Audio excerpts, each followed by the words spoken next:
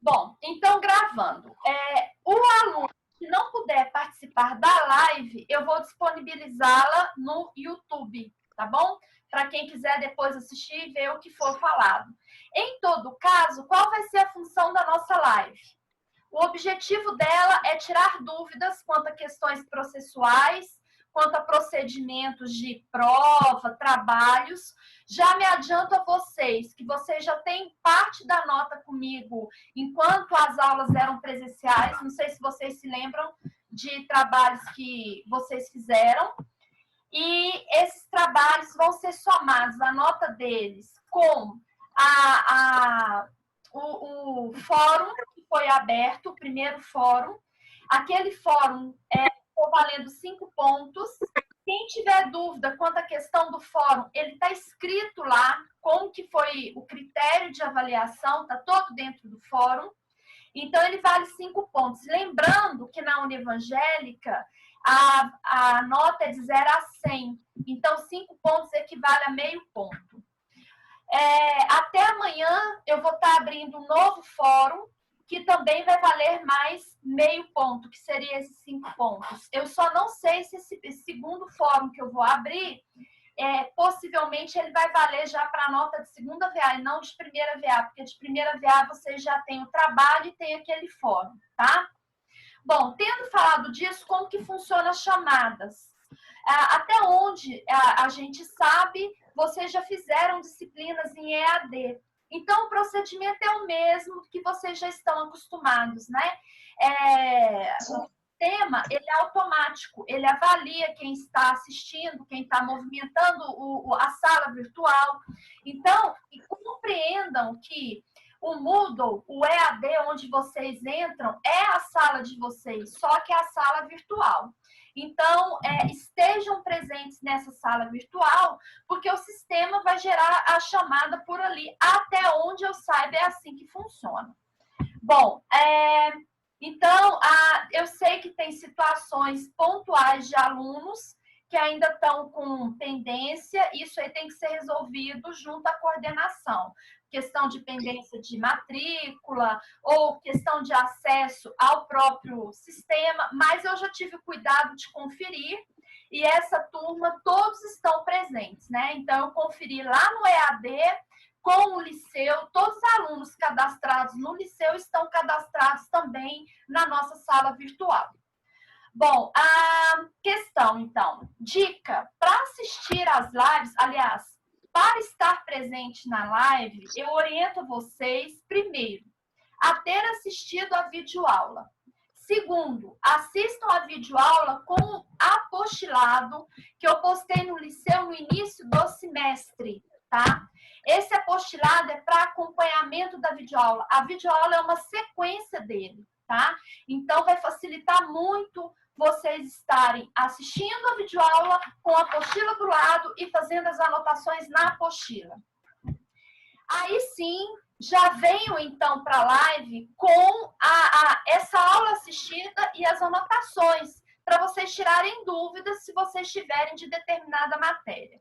Tá, então a live é um tira dúvidas e também ela é uma retomada de estudos. Então, o que eu falei lá na aula virtual, no vídeo aula, eu vou repetir algumas coisas aqui, certo? Justamente para a gente reprisar o que foi estudado, reforçando determinado conteúdo. Bom, e também já vou dar um início, né, se der tempo, uma entrada na matéria que vai ser o objeto da nossa próxima videoaula. Alguém tem alguma dúvida até agora? Não? Estão escutando bem? Tá, então continuando. Bom, a nossa videoaula, a videoaula que eu postei, a primeira, né? Eu estou enumerando essas videoaulas para não causar confusão. Eu falei de evicção. Se não me engano, eu entrei nesse tema, eu acho que na nossa última aula, eu entrei nesse tema na aula presencial. Lembrando que a prova, esqueci de falar isso para vocês, a prova de vocês, ela vai estar compreendida entre os dias 9 de abril até o dia 16 de abril. E nesse período de provas, nós não estaremos fazendo lives, segundo a orientação aqui. Só a matéria vai ser aplicada de maneira normal. Então, o que eu vou estar fazendo com vocês é a videoaula. A videoaula vai continuar conforme o nosso cronograma. Lembrando, então, que a matéria da prova vai até a aula postada no EAD, essa última videoaula que a gente vai falar dela hoje. Portanto, a nossa matéria da prova, conforme a apostila, ela vai até evicção, tá? Quem quiser anotar aí, ela vai até a evicção. Então, lembrem-se que a prova de vocês vai ser entre os dias 9 e 16 de abril, pelo mesmo sistema de EAD que vocês já sabem como funciona.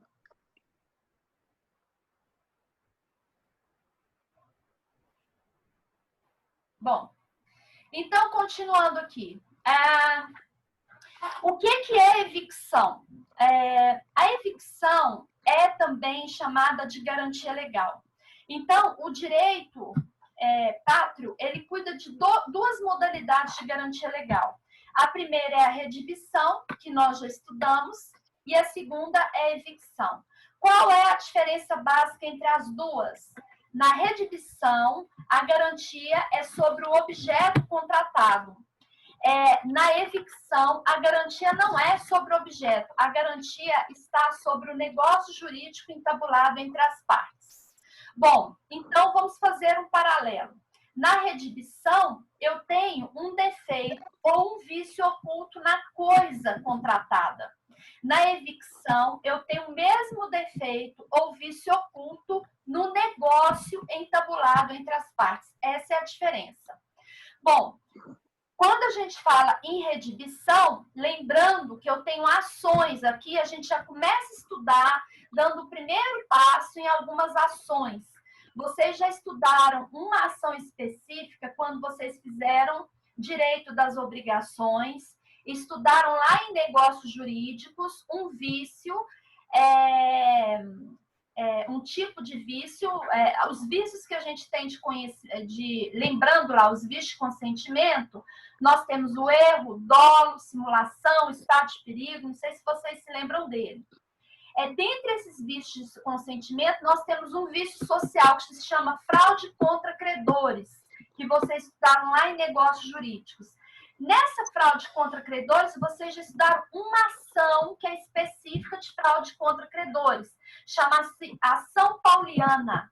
Ou seja, ela é uma ação anulatória, ela visa anular o negócio jurídico. E nesta matéria aqui, de vícios redibitórios, vocês estudaram mais duas ações. Então, vamos lá lembrar a nossa aula. No vício redibitório, eu tenho as ações edilícias. Elas são de dois tipos, ou a ação redibitória ou a ação estimatória. Qual é a diferença? Quando eu entro com uma ação redibitória, eu quero redibir o contrato, ou seja, eu não quero mais aquele objeto contratado por conta do vício ou do defeito oculto que ele tem. Então, eu quero redibir o contrato, eu quero a extinção deste contrato por conta desse objeto. Na ação estimatória, eu quero o objeto, mas eu quero o abatimento do preço por conta da desvalorização que ele sofreu em decorrência desse vício oculto. Essas duas ações, redibitória, então, redibir é não querer o objeto, e a estimatória é requerer o abatimento do preço, essas duas ações compõem o rol das ações edilícias. Lembrando que a ação estimatória também é chamada de quantis minores, tá? Quantis minores significa diminuir ou abater a quantidade, o preço. Bom, um artigo importante para a gente lembrar lá dos vícios redibitórios, rememorando o que a gente já estudou, é o artigo 442, que vai falar exatamente da ação redibitória, em que o adquirente, ele rejeita a coisa, ele não quer a coisa, e nele também ele vai falar dessa ação estimatória, que ele pode querer a coisa pedindo abatimento do preço, o artigo 442.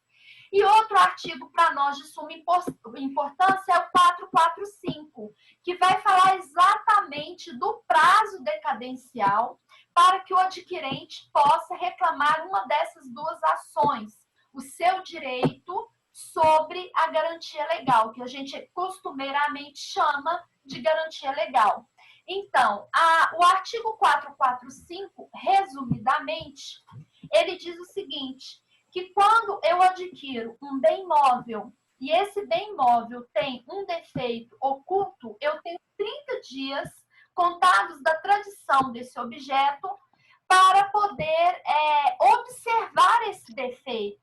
Eu teria 30 dias para que esse defeito aparecesse e eu pudesse exercer o meu direito de garantia. Já em relação ao bem imóvel, eu teria o prazo de 1 ano, ou seja, a lei me dá mais 1 ano para que, se ocorrer um vício redivitório, eu ter o direito de reclamar uma dessas duas ações, tá? Bom, então, a lei me dá a garantia sobre a coisa. Por que a lei me dá a garantia sobre a coisa? Porque quando alguém aliena um objeto, ele tem que garantir o uso e o fim para esse objeto. Não tem sentido alguém alienar alguma coisa que não tem utilidade. Para que alguém vai adquirir, vai comprar, vai alugar ou vai fazer uma permuta adquirindo alguma coisa que não tem uso? Então, a garantia legal tem exatamente essa função, seja na redibição, seja na evicção, é garantir o uso daquilo ali que eu estou negociando. Bom, não confundam, então, a garantia legal, que é essa que decorre da lei, com a garantia contratual. Na praça, nós conhecemos como garantia estendida, né? E lembrando que quando eu tenho a garantia legal e a garantia estendida, que é muito comum, por exemplo, eu vou e compro um celular e aí eu compro uma garantia estendida desse aparelho por 1 ano. E esse aparelho tem um defeito oculto no 6º mês. Ora, eu vou aplicar qual primeiro que eu vou ter direito de exercer? Qual deles? A garantia legal ou a garantia contratual, que eu terei direito de reclamar primeiro? Você tem direito de reclamar a garantia contratual, porque você pagou por ela. Então, imagine que nessa garantia contratual, que é de 1 ano, ela expirou e não teve esse defeito oculto no aparelho, mas eu paguei por 1 ano, não aconteceu defeito oculto nenhum, beleza. Passados 15 dias de ter expirado o prazo da minha garantia contratual, esse aparelho tem um defeito. Será que por força do artigo 445 do Código Civil eu ainda teria direito de reclamar? Sim, porque na lei você exerce primeiro o direito da garantia contratual e depois dele você exerce a garantia legal. Então, a garantia legal, ela se estende depois da contratual. Portanto, se sua garantia contratual já expirou, você tem que observar se ainda você teria ou os 30 dias, no caso de bem imóvel, ou 1 ano, no caso do bem imóvel, para poder reclamar por uma dessas ações que eu falei, ou o abatimento do preço, ou então recusar a coisa, tá? Bem, tendo falado desse prazo de garantia dos vícios redivitórios, que era isso que eu queria reforçar com vocês, lembrando que o vício redivitório ele é tratado também no CDC, no artigo 26. Só que o artigo 26 do CDC, depois vocês leiam lá com bastante calma, ele começa falando dos vícios aparentes. E aí, dentro dos seus incisos, é que ele cita, se o defeito for oculto, aquele prazo que a pessoa teria decadencial de reclamar pelo vício aparente, ele começa a contar de novo a partir do momento do defeito oculto. Traduzindo, se o vício é aparente, segundo o CDC, os bens duráveis ele não usa bens móveis e imóveis. O CDC usa a expressão duráveis e não duráveis. Os bens não duráveis teriam o prazo de 30 dias para o consumidor reclamar. Os bens duráveis, ele teria um prazo de 90 dias, que seria o caso do imóvel. Portanto, o CDC, o prazo dele é prejudicial ao consumidor se comparado ao prazo do Código Civil. Enquanto o 445 do Código Civil dá à parte o direito de reclamar por um vício num bem imóvel de 1 ano, o CDC dá apenas 90 dias. Só tem um detalhe, é que o CDC, nesse mesmo artigo 26, ele vai dizer que esse prazo, ele começa a contar no caso do vício oculto, quando esse vício oculto se manifesta. Tá? Então, esse prazo de 30 e 90, segundo o caput do artigo 26, ele conta quando o vício é aparente. Porém, quando ele é oculto, ele começa a contar da constatação desse vício. Bom, como é que eu vou constatar um vício oculto? Eu tenho que ter um laudo, né? É necessário aí um parecer técnico para falar, não, realmente isso aqui está com defeito oculto disso, disso, disso. Bom, tendo feito essa comparação entre o Código Civil e CDC, o que é necessário, porque 90% ou mais das relações hoje contratuais são relações de consumo, nós vamos aí partir para a evicção. Então, a evicção, conforme eu coloquei na videoaula, ela é um defeito sobre o negócio jurídico. E a evicção, ela trabalha com 3 sujeitos: o alienante, o evicto e o evictor. Qual que é a diferença? O alienante é quem repassou o bem, o evicto é quem adquiriu e ele é vencido nessa ação de evicção, e o evictor é o terceiro reivindicante vencedor da ação. Cuidado com a expressão evicto e evictor. O evicto é o perdedor, o evictor é quem ganhou.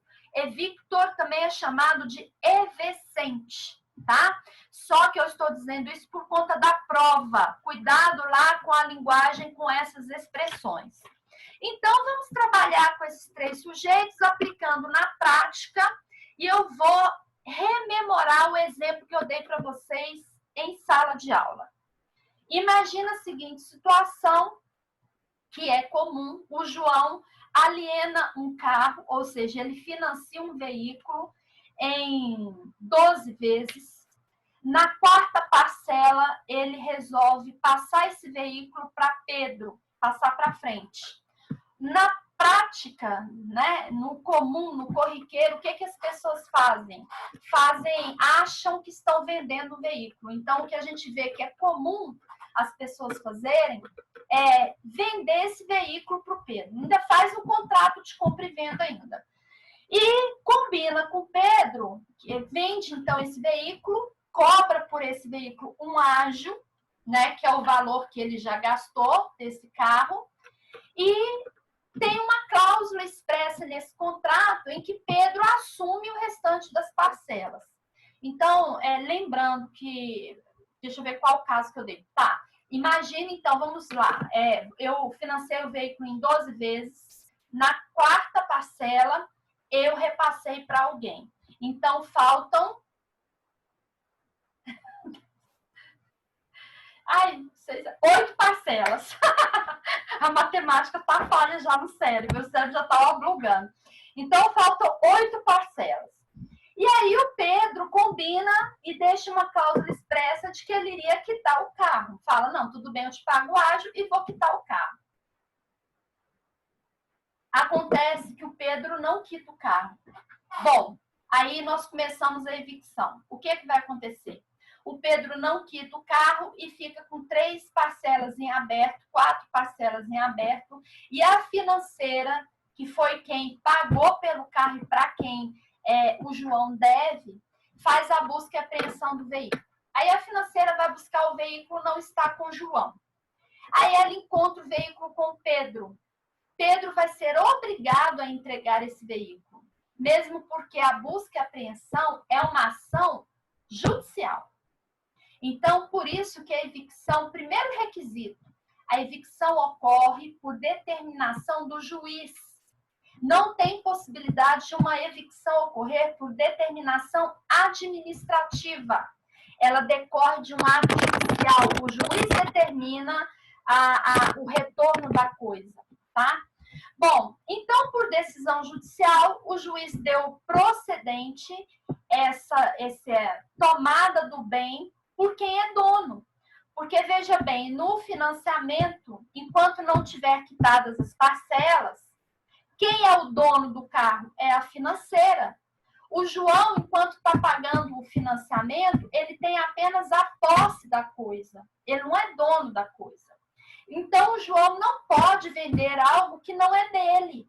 Isso, inclusive, tem um nome específico, é chamada de venda a non domino, ou seja, venda por quem não é dono. Se eu não sou dona, como é que eu vou vender alguma coisa que eu não sou dona? Mas é uma prática usual no mercado. E aí, o que acontece? O Pedro vai perder o carro, então o Pedro, que seria o adquirente, ele vai se tornar aí o evictor, né? Porque ele vai perder esse objeto. O evictor, que é o que vai ganhar esta ação, é o reivindicante, é a financeira, nesse caso. E por que o evictor é chamado de terceiro? Porque a financeira nem sabia da existência do Pedro. Simplesmente foi um contrato de gaveta para ela, porque o João negociou com o Pedro sem informar a financeira. Lembrando que vocês já estudaram que tem um instituto jurídico próprio, específico, para esse tipo de situação. O que João... Eu não estou falando que o João não tem direito de querer repassar a coisa para frente. Ele até pode, desde que ele vá com o adquirente na financeira e ali esse adquirente faça uma assunção da dívida. Ou seja, ele assuma a dívida para com a financeira. Nesse caso, como um não informou o outro, a financeira, para essa relação dos dois, ela é terceiro. Porque quando a gente fala de contratos, eu estou falando de vínculo obrigacional. E o vínculo obrigacional envolve duas partes, que é credor e devedor. Quem não é credor e devedor é chamado de quê? Terceiro. Por isso que a gente trabalha com alienante, o evicto, que é o perdedor, que vai ser o Pedro, e o terceiro reivindicante, que é quem vai ganhar, é a financeira, que é chamada de evicente ou evictor, tá? Bom, então, qual é o objetivo da evicção? A evicção é dar uma garantia para quem tem direito sobre o negócio, de reivindicar esse negócio.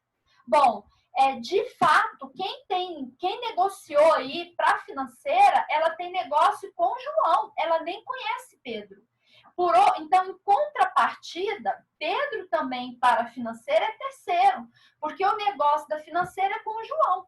Então, eles têm um contrato entre os dois ali. Então, esse negócio que foi feito, olha, veja bem o termo que a gente dá na praça. Esse negócio que foi feito entre João e Pedro, para a financeira, chama-se contrato de gaveta. Por que é contrato de gaveta? Porque ele não tem validade para a financeira, porque ela desconhece Pedro. É aí que está a evicção.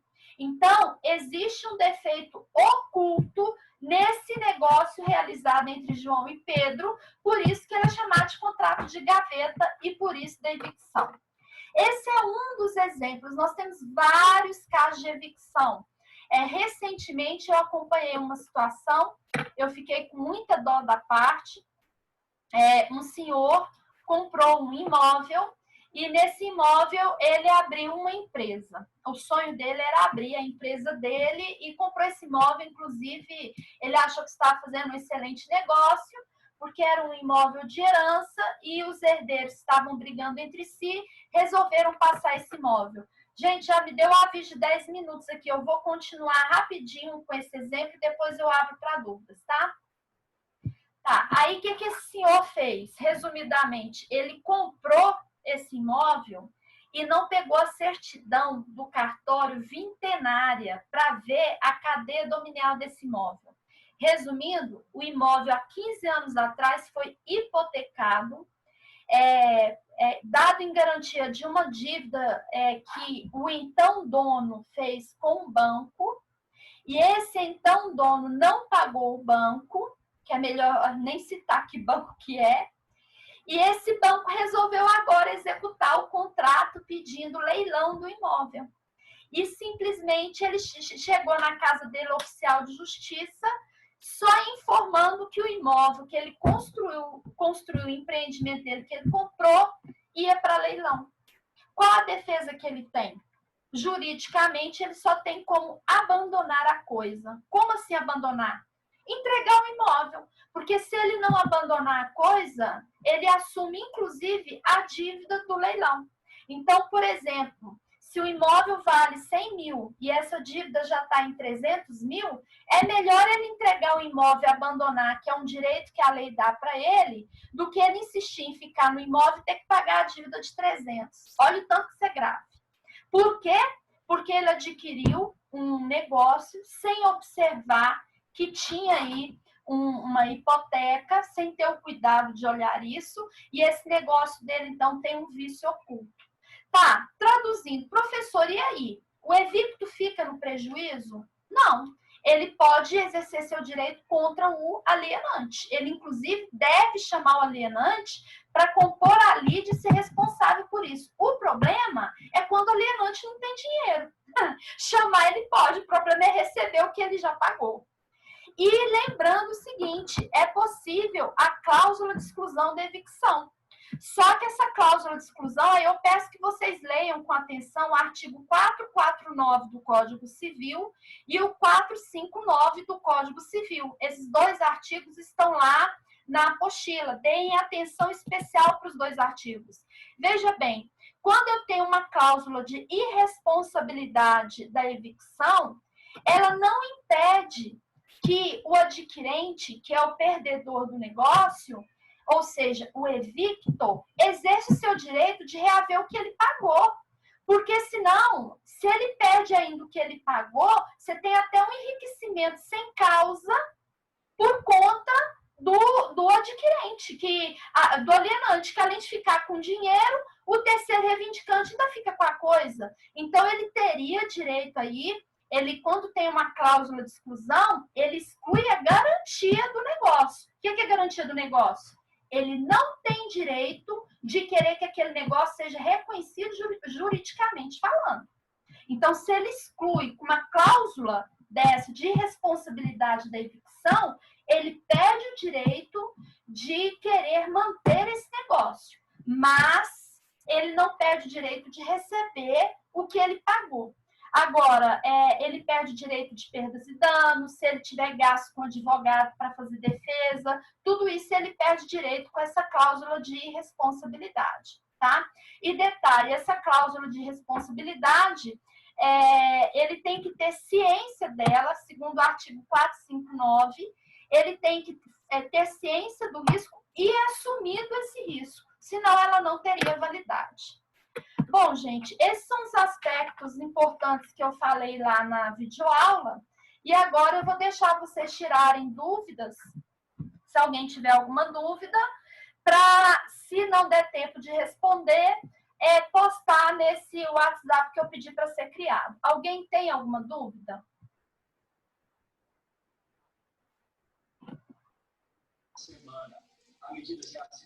Tenho não. Todos lindos. Que gracinha. Estão estudando muito, gente? Agora, eu pelo menos agora estou, muito. Sabe por quê? Momentos de crise é que o pessoal mais procura o direito. É verdade. Lembrem que o direito, o profissional do direito, ele é um formador de opinião. Ele é sempre consultado, principalmente em momentos de crise. Então, aproveitem aí para vocês se reciclarem. Aproveitem que vocês têm uma ferramenta maravilhosa que na minha época não tinha, que se chama internet. Eu sofria demais, porque tudo que eu queria estudar, eu tinha que pegar livro na biblioteca, porque eu não tinha dinheiro para comprar, e eu tinha que ficar na fila para pegar os melhores livros. Então, vocês têm o benefício aí desse meio digital maravilhoso. Então, reciclem, se atualizem, que vai ser o diferencial no mercado, tá? Então, assim, o mercado para a área do direito em crise, ele cresce bastante. Então, nenhuma dúvida? Então tá. Então, Da aula, não. qual outra dúvida, então? Fala. Tem algum? Não, a senhora tá gravando a aula, não tá? Tô. Quer que eu desgrave? Que eu pare agora para as dúvidas? Não, é porque as dúvidas que a gente queria tirar no grupo era em relação às mensalidades, essas coisas. Eu acho que como a senhora vai publicar no canal do YouTube, vai ficar aberto para todo mundo ver, né? Aí, tipo, não seria legal a gente ficar